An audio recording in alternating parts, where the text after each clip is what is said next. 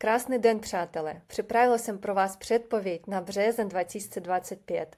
Co můžeme v březnu očekávat? Březen je výjimečný měsíc. Může se stát měsícem překvapení, přinášejícím jak odhalení omylu, tak i významná prozření. Každopádně tento měsíc nám přinese globální změny minimálně na vnitřní úrovni. A koridor zatmění bude momentem, který odstartuje vnitřní transformace, po kterých začneme realizovat novou životní cestu. Koridor začíná zatměním měsíce 14. března a končí zatměním slunce 29. března. Tento čas mezi dvěma zatměními nazýváme koridorem. A co je důležité si zapamatovat, že během těchto 2 týdnů od 14. března do 29. března není vhodný čas pro začátek nových projektů, ani realizování spontánních nápadů či řešení. To je vlastně to období, kdy naše mysl není jasná, psychika je velmi citlivá, zatmění a naše karma, podvědomé vzorce chování, vychází na povrch. Můžeme mít nové impulzy a touhy, ale během koridoru zatmění je důležité jen pozorovat naše myšlenky, touhy, reakce a události, vlastně jako pták, který proletá nad zemí, být pozorovatelem. A teprve po skončení koridoru, tedy po 30. březnu, můžeme jednat, rozhodovat, realizovat své nápady a přijímat řešení. A co vám doporučuji udělat k tomu zatmění měsíce 14. března? Uvolnit si místo od věcí, které již dosloužily. Vlastně vytvořit prostor pro nové nápady, nové projekty. Totiž nakšatra, to je ten úsek, kde se nachází měsíc. Je to vlastně taková hlubší vrstva. Útara Phalguni je spojena s dobrými činy, povinnostmi a správnými rozhodnutími.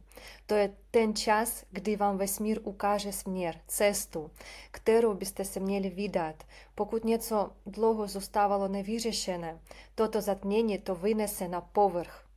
A vše, co vám bránilo v dalším postupu, se ukáže, abychom si uvědomili, že je čas změnit svůj život.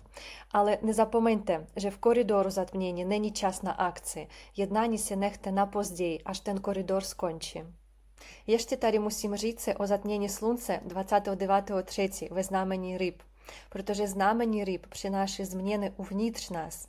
Vynožuje se strachy, křivdy, zklamání, vlastně vše, co nás brzdí v postupu dál. To nám dává šanci si to uvědomit, vyčistit a otevřít nový cyklus. Zatmění obvykle uzavírá jeden cyklus a otevírá nový cyklus. A toto zatmění slunce bude probíhat v nakšatře Uttara Bhadrapada. To je nakšatra moudrosti a tajemného poznání. Během zatmění může přijít k nečekanému osvícení a odpovědi na důležitou otázku.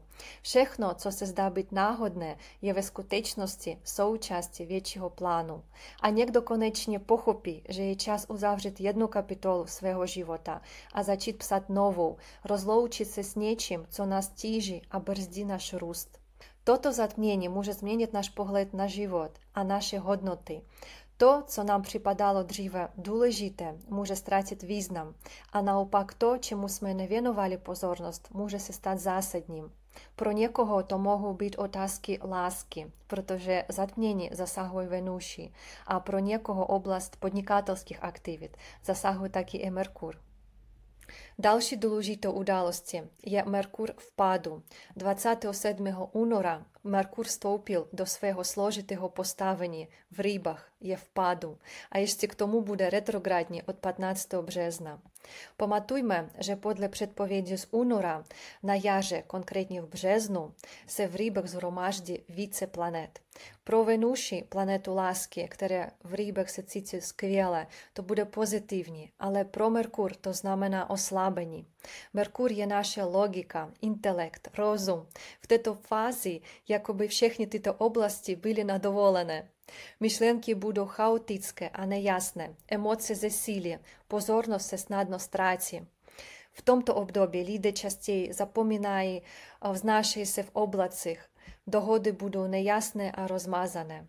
Intuice a pocity se dostanou do popředí. Všechno, co bylo skryté, se může projevit prostřednictvím nějakých znamení, snů nebo náhlých osvícení. Nejlepší je v tomto období se vyhnout aktivnímu myšlení, zaměřit se na sebe, na tvořivost, sebereflexy, na snění a přehodnocení starých projektů. Vše, co děláte, si 3krát prověřte. Nespěchejte a nepadněte do té iluze, protože Merkur v pádu, ještě retrogradní a ve spojení s Ráhu, dává spoustu iluzí. A vlastně tato kombinace Merkura s Ráhu je kombinace klamu, podvodu, obzvlášť finančních podvodů. Tato kombinace je v oblastech, kde je potřeba jasnost, čísla, biznes, dokumenty je vůbec nevhodná. Můžou vznikat iluze, omyly, podvody, hlavně, jak jsem říkal, ty finanční podvody. Proto nepodnikejte žádné finanční investice. Březen není vůbec příznivý měsíc pro jakékoliv investice. Dávajte velký pozor, buďte fakt opatrní, když někomu převádíte peníze. 100krát to zkontrolujte. Další důležitou událostí je retrogradní Venuše od 2. března. Toto období zpomaluje osobní sféru lásky. Je to vlastně čas na to, abychom udělali pořádek v této oblasti a přehodnotili, co je možné zlepšit v našich vztazích. Bývalí partneři se mohou vrátit se staré příběhy, pocity, ale je to čas na uzavření minulosti. Tito lidé se nevracejí, aby vám dali druhou šanci v lásce. Vrací se, aby pomohli vám uzavřít vaše nevyřešené otázky týkající se vašich pocitů. A je to ideální čas přehodnotit své současné vztahy. Možná se nacházíte v nějaké iluze, ale toto období vám pomůže tuto iluzi odhalit. Tento čas může přinést také karmické setkání, které vám ukážou, co je opravdu důležité pro vás. A když Venuše se nachází s Ráhu v jednom znamení, nám dává sklon k idealistickému pohledu na lásku. Vlastně máme růžové brýle. Ale pro co je toto období přeznivé? Je to ideální čas pro veškeré kreativní projekty, pro duchovnost, romantiku a práci na vlastních pocitech, zejména pro ty, kteří mají nějak zablokované emoce. Nejlepší otázka během března k sobě, co cítím, aby jsme se naučili vnímat své pocity, emoce a probudili emoční vědomí, pořád se ptát v jakékoliv situaci, co vlastně já cítím. Dalším bodem je téma peněz, protože v retrogradní fázi Venuši máme obrovskou chuť nakupovat vše krásné, luxusní, ale nevždy potřebné. Proto v tomto období je důležité vyhnout se impulzivním výdajům, protože ta chuť bude opravdu obrovská. A buďte opatrní jak při výdajích, a tak i při investicích. A také pozor na všechny úpravy vašeho vzhledu, protože když se rozhodnete pro kosmetické procedury, pro nový účes, výsledky mohou být dočasné a nesplnit vaše očekávání. Takže pokud plánujete změnit svůj vzhled, až prosím po 13. dubnu. Další velkou událostí v březnu, jako třešnička na dortu, že Saturn mění své znamení. To bude velký přechod na dalších 2,5 roku. Co můžeme očekávat? Saturn je o struktuře, plánování, o činech, o omezení, o překážkách. A když Saturn vstupuje do znamení ryb, přináší strukturu, pravidla, plánování do oblasti vašich přání, vašich snů, do duchovnosti, do ezoteriky a do vašich emocí. Tento přechod ovlivní vaše touhy a vaše sny. A jsou tady možné 2 scénáře. První scénář, že začnete pracovat na realizaci vašich snů, kde stanovíte jasně definované cíle, abyste splnili svůj sen. Začnete na něm pracovat, vytvoříte plán a budete se postupně věnovat jeho realizaci. A druhá možnost, že si uvědomíte, že to je spíše iluze a rozhodnete se toho vzdát nebo přestat pracovat na stávajícím projektu. Tímto způsobem se zbavíte iluzí, které vám bránily postoupit před, a vlastně tohleto vám pomůže vyjasnit, co opravdu chcete.